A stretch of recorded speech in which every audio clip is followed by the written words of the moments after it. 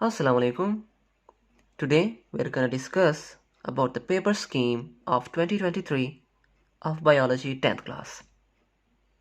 जैसे कि हर साल एक नया पेपर स्कीम बनता है, एक नए दौर तरीके से, नए सवाल, नए चैप्टर्स।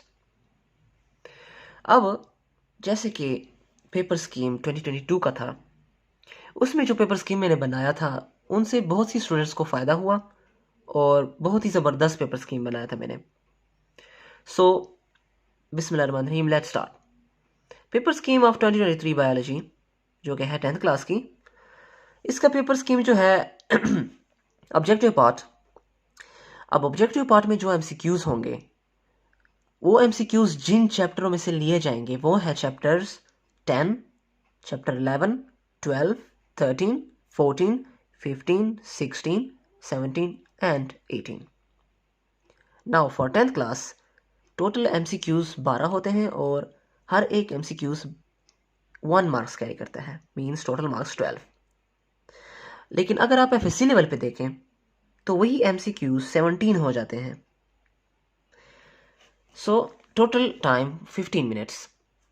नाउ ऑब्जेक्टिव पार्ट हल करने के बाद, अब जैसे कि कुछ स्टूडेंट्स जब पहली बार 9 दे रहे होते हैं या 10 दे रहे होते हैं 10th क्लास, तो उन्हें तौर तरीके नहीं पता होता कि हम पेपर को कैसे हल करें।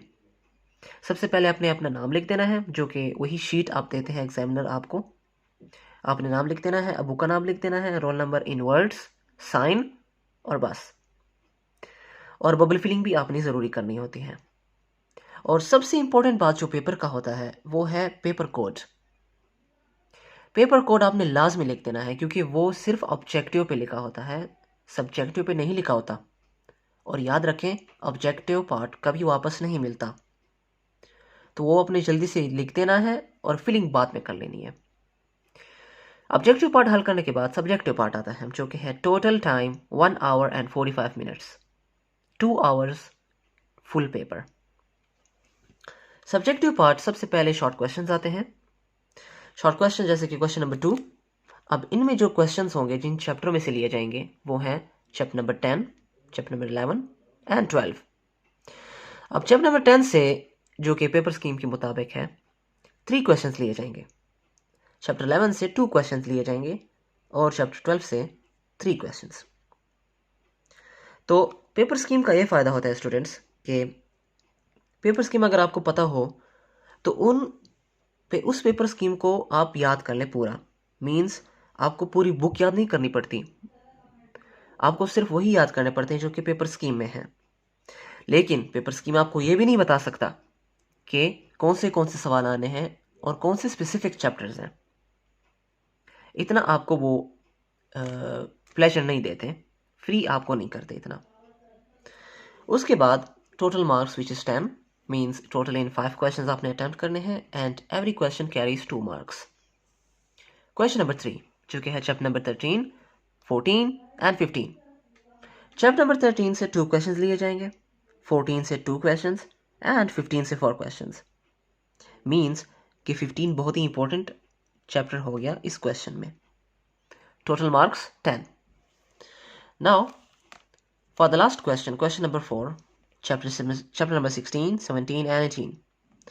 नाउ यहाँ पर चैप्टर नंबर 16 जो है, यहाँ पर 4 क्वेश्चंस दिए जाएंगे चैप्टर नंबर 16 से। ये भी इंपॉर्टेंट है।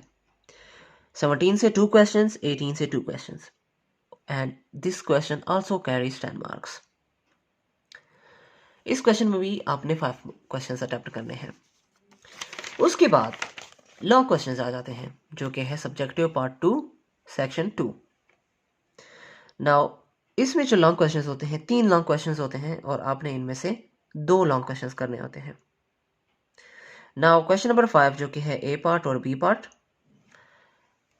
ए पार्ट जो है चैप्टर नंबर 11 से होगा, क्वेश्चन लिया जाएगा जो कि कैरी करता है मार्क्स 4।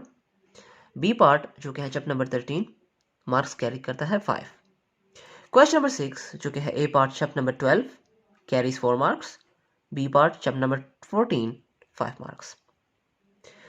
अब इनमें से जो चैप्टर्स आपको सही आते होंगे, मीन्स ऐसा भी हो सकता है कि आपको 12, 14 ना आते हों, आप 17, 18 और 11, 13 आपको आते हों, आप ये कर सकते हैं। अगर आपको ये नहीं आता तो आप इन दोनों को चूज कर सकते हैं। सो मीन्स टोटल इन आप 6 चैप्टर्स याद कर लें, टोटल ऑफ 11 चैप्टर्स में। अब 11 चैप्टर्स में अगर आप 6 चैप्टर्स भी आप याद नहीं कर सकते तो that's not my concern.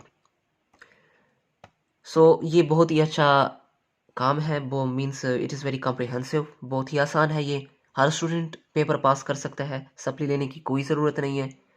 So this is the today's video.